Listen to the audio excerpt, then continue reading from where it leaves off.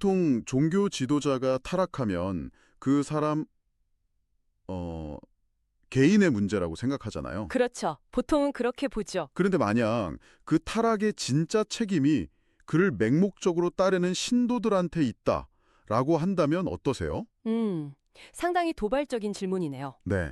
바로 신도들의 욕심이 지도자를 만들고 결국 그 욕심이 지도자를 무너뜨린다는 아주 파격적인 주장이 담긴 자료를 오늘 우리가 함께 파헤쳐 보려고 합니다. 네, 보내주신 자료가 바로 그 천공 스승의 법문 일부인데요. 아, 네. 지금 말씀하신 것처럼 현대 종교의 문제를 신도들의 책임으로 돌리는 시각에서 출발해요. 거기서부터 시작하는군요. 네, 그리고 한 걸음 더 나아가서요. 우리가 아는 뭐 대기업 총수나 대형 종교 지도자들이 휘두르는 그 거대한 힘 있잖아요. 네네. 그 근원이 사실은 보이지 않는 영적인 계층 구조에서 온다고 설명하고 있습니다. 솔직히 처음 들으면 굉장히 놀라운 주장이죠. 지도자가 아니라 신도들 탓이라니 보통의 생각과는 정반대니까요. 맞습니다. 이 주장의 논리를 한번 따라가 보죠. 대체 왜 신도들이 문제의 원인이라고 지목하는 건가요? 아주 직설적으로 표현하는데요. 자료에 따르면 신도들이 아파트 한 채 얻게 해주세요, 저 땅 좀 사게 해주세요 같은 아, 개인적인 욕심? 네, 그런 개인적인 욕심을 채우기 위해서 지도자에게 돈을 가져다 바쳤다는 거예요. 그리고 이걸 같이 해먹은 공범이라고까지 표현합니다. 와, 공범이요? 단어가 굉장히 세네요. 그렇죠. 지도자가 혼자 타락한 게 아니라 신도들이 자신들의 욕심을 채워줄 우상을 그렇게 만들어냈다는 거죠. 그렇다면 이 엉킨 문제를 풀 해법도 제시를 하나요? 아주 간단하고 또 근본적인 해법을 제시해요. 그게 뭔가요? 바로 모두 떠나는 것입니다. 모두 떠나라. 네. 신도들이 거기에 남아있는 이유가 결국 자신의 욕심 때문이니까 그 욕심을 내려놓고 모두 떠나버리면 지도자는 모든 힘과 부를 잃고 저절로 무너진다는 논리예요. 아, 그렇군요. 그러면서 소탐대실이라는 사자성어를 언급하는데 지도자가 신도들이 바치는 그 작은 재물을 탐하다가 결국은 사람이라는 더 큰 걸 잃게 될 거다. 이렇게 경고하는 거죠. 결국 권력의 원천도 그를 무너뜨릴 수 있는 힘도 전부 다 추종자들에게 있다. 이 말이군요. 맞습니다. 그러면서 이 시대의 진정한 의미의 종교 지도자는 단 한 명도 없다고 단언하기까지 해요.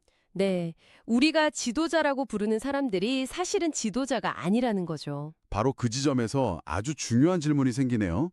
그들이 진짜 지도자가 아니라면 사람들이 그토록 믿고 따르게 만드는 그 신비한 능력은 대체 어디서 오는 걸까요? 바로 그게 궁금했어요. 깨달음의 경지가 아니라면 그 힘의 정체는 뭔가요?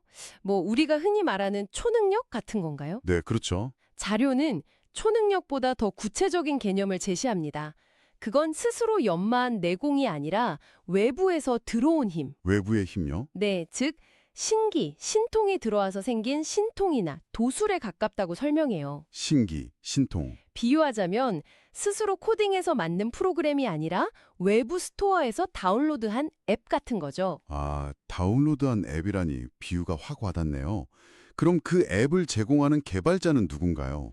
그 개발자가 바로 조상신 같은 영적인 존재라고 설명을 해요. 조상신이요? 네, 그 존재가 사람 몸에 들어오는 접신을 통해서 뭐 점을 치거나 관상을 보거나 땅의 기운을 보는 능력을 빌려준다는 겁니다. 아, 이건 전통적인 무속신앙 개념이랑 굉장히 비슷하네요. 정확히 일치하죠. 그런데 놀라운 점은 이 개념을 무속인뿐만 아니라 우리가 아는 주류 종교 지도자들에게까지 확장해서 적용한다는 점이에요. 그렇다면 자연스럽게 이런 질문이 생기는데요. 이 앱이라는 힘은 누구는 받고 누구는 못 받는 건가요? 무슨 자격증이라도 있는 걸까요? 바로 그 지점입니다. 자료에 따르면 이건 완전한 자격증 제도, 즉 아주 체계적인 시스템을 통해 관리된다고 해요. 시스템이요? 네, 그 보이지 않는 세계 시스템을 신계라고 부르는데 말하자면 영적인 정부 조직도나 거대한 앱스토어 같은 개념이죠. 앱스토어라니 점점 더 흥미로워지는데요. 그럼 이 앱스토어도 등급이 나뉘어 있나요?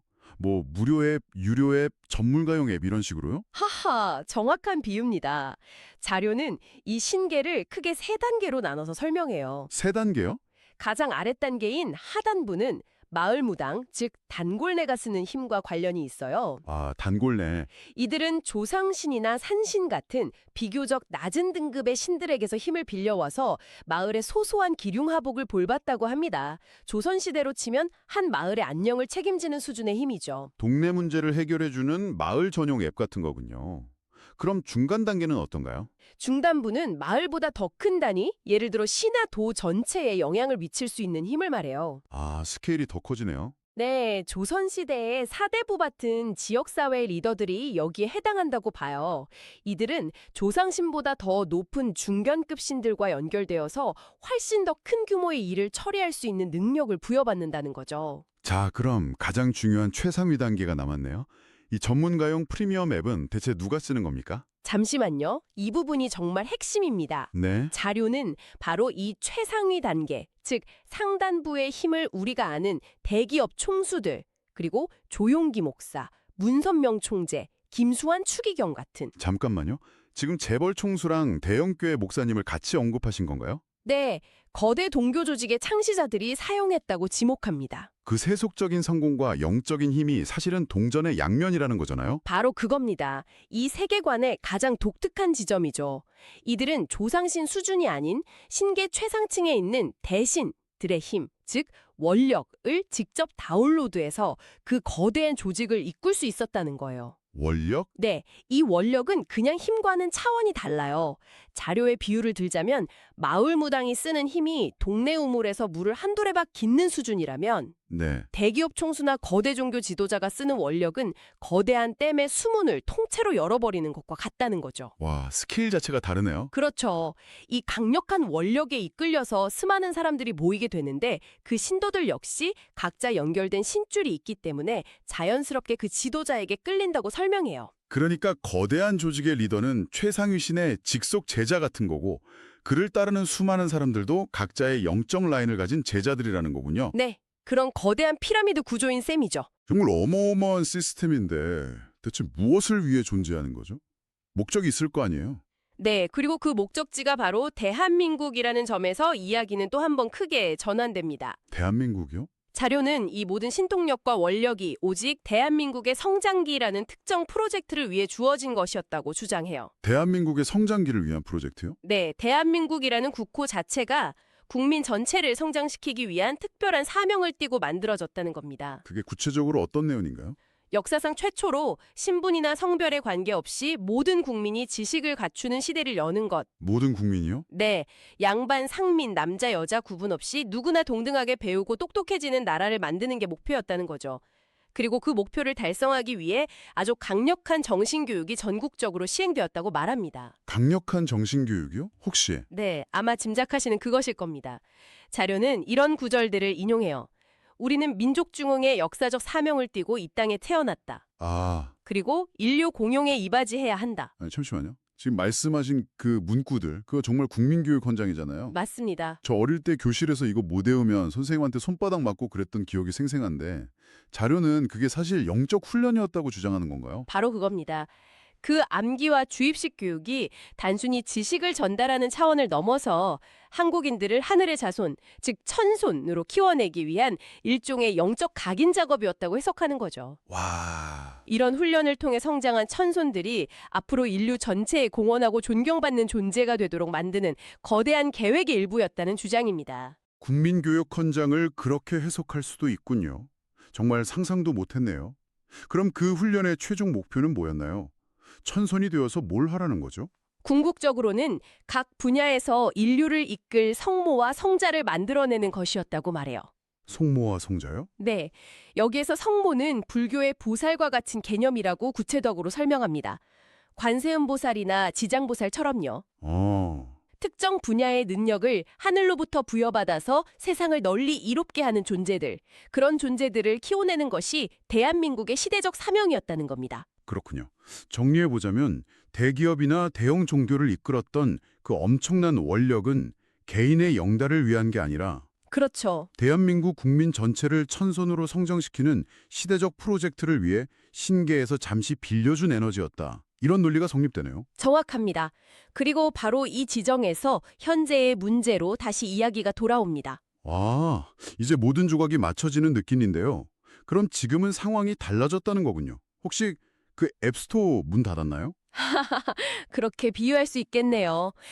핵심은 과거의 상단부의 원력을 다운로드 받아서 큰 힘을 쓰던 그 지도자들에게 이제 그 연결이 멈추었다는 겁니다. 연결이 멈추었다. 네, 대한민국의 성장기라는 프로젝트가 끝났기 때문에 그 프로젝트를 위해 한시적으로 열어줬던 댐의 수문이 다시 닫혔다는 선언이죠. 시대적 사명이 끝났으니 더 이상 상위 등급의 에너지를 내려보내주지 않는다. 이 말이군요. 맞습니다. 그렇다면 과거의 방식에만 매달리는 지도자들은 어떻게 되나요?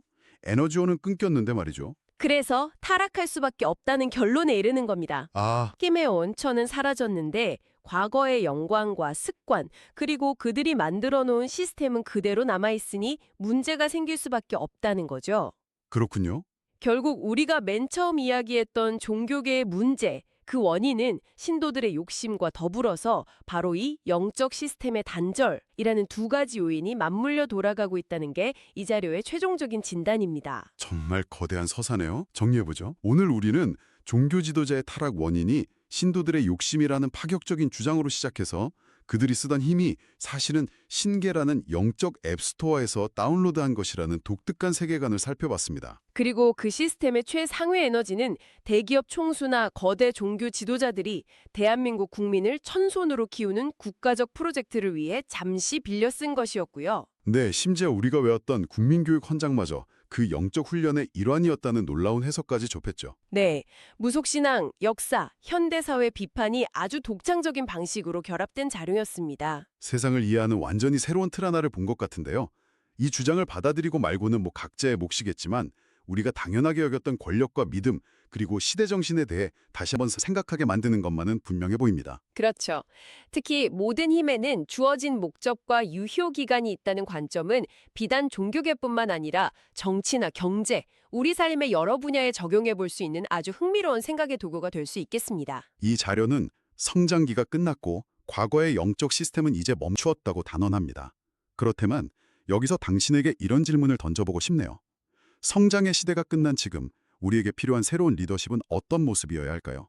과거의 힘이 더 이상 작동하지 않는 시대에 우리는 무엇을 기준으로 지도자를 선택하고 따라야 할까요?